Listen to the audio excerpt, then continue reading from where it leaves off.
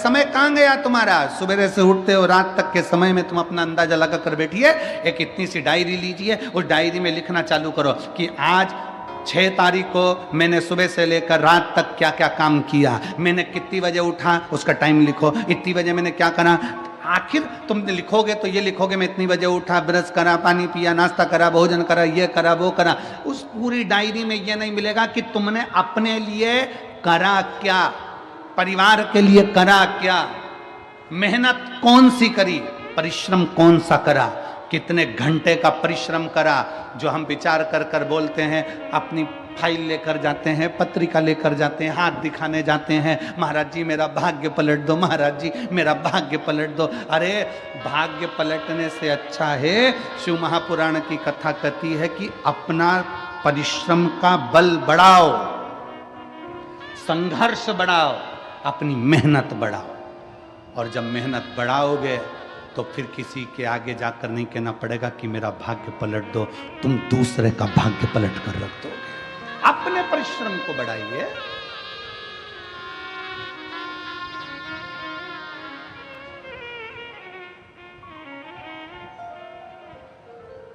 संसार सागर में व्यर्थ पड़े हो, व्यर्थ। पूरी शादी देख लो शंकर भगवान की, शंकर भगवान की शादी में कितनी प्लेट उठी,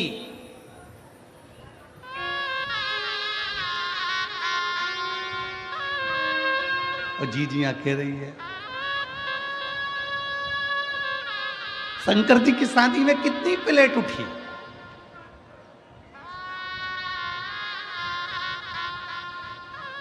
शंकर जी की शादी में जो प्लेट उठाने वाले थे वो ही उठ गए थे।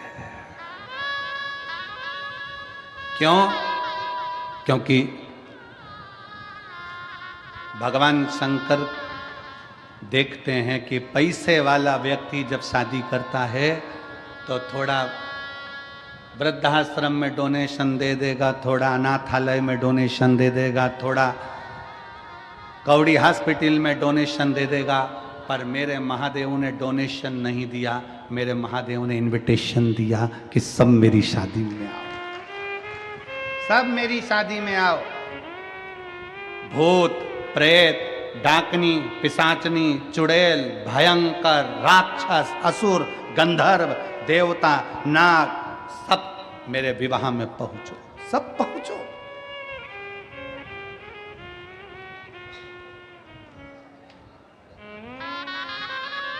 जिसको कोई नहीं बुलाता था, किसी की शादी में सबने देवताओं को बुलाया। चलो तुम्हारे यहाँ की शादी का अंदाजा अलग अलग। तुम्हारे यहाँ की शादी में तुम गणेश जी को नोचते हो, गणेश जी को बुलाते हो, माता जी को पूछते हो, माता जी बुलाते हो, पितर जी पूछते हो, पितर जी बुलाते हो, सबको बुलाया। अब तुमने कभी भूत प्रेत को बुलाया शादी के अंदर? नहीं। तुम्हारी पड़ोसी से लड़ाई हो जाए तो पड़ोसी को नहीं बुलाओ तो तुम भूत प्रेत तो जाने दो। कौन बुलाता किसको? कोई किसी को नहीं बुलाता। पर मेरे बाबा विश्वनाथ ने, मेरे बाबा ओघड़दानी ने, मेरे शंकर भगवान, मेरे भूतनाथ भूतेश्वर मेरे शंकर ने बुलाया। और भगवान शंकर ने किसी करोड़पति, धनपति, वैभवपति को नहीं, मेरे शंकर भगवान ने डमरू बजाकर सब नाग, किन्नर, गंधर्व, असुर सबको बुला लिया। जो भूत है, प्रेत है, सबको बुला लिया, सब।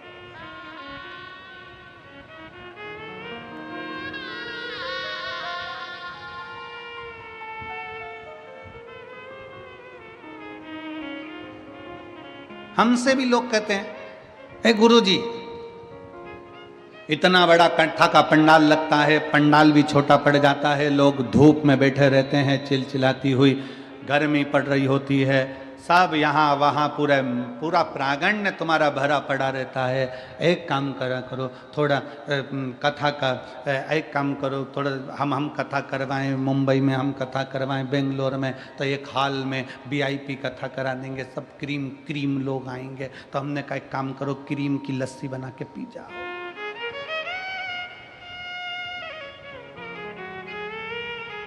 ये कोई दूसरी कथा नहीं है, ये मेरे शंकर भगवान की कथा है।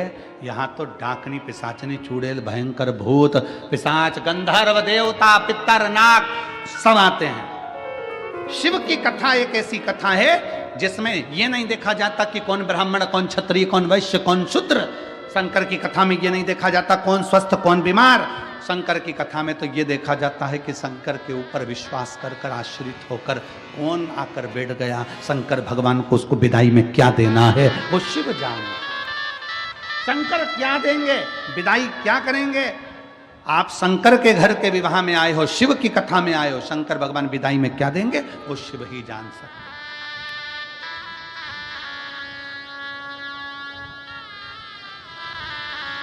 कौन जाने। शंकर जी की शादी में प्लेटें नहीं उठी, शंकर जी की शादी में तो पंगत हुई। पंगत, पंगत जानते हो? अरे जम के तो बोलो जरा। हाँ, पत्रिका में लिखा जाता है स्वरुचि भोज। स्वरुचि भोज का मतलब बफेट, और नीचे लिखा रहता प्रतिभोज। प्रतिभोज का मतलब पंगत। घर के लोग पहले पत्रिका देखते हैं और देख के विचार करते हैं क्या लिखा है, तो क्या सुरुचि भोज, तो वो कहते मैं भी चलूंगी, वो कहते मैं भी चलूंगा। कहीं लिखा होता प्रतिभोज तो कह देते हैं पापा जी तुम चले जाओ।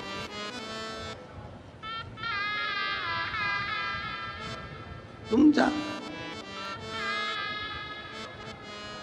लगी पंगत, शिव जी की शादी की पंगत जब लगी, पत्तल देने वाले आए। उधर देवता बैठे थे, इधर भूत प्रेत बैठे थे। उधर देवताओं को पत्तल लगाई, इधर जब पत्तल लगाने आए